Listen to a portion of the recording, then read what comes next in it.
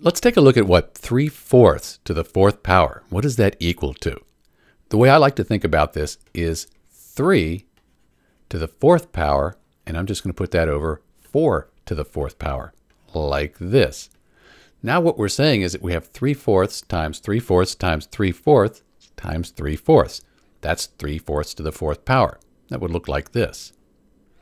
And you can see that 3 times 3 times 3 times 3, that's 3 to the fourth. And then on the bottom, 4 times 4 times 4 times 4, that's 4 to the fourth. So these are the same thing here.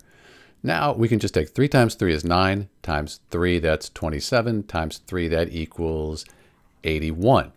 On the bottom, 4 times 4, that's 16.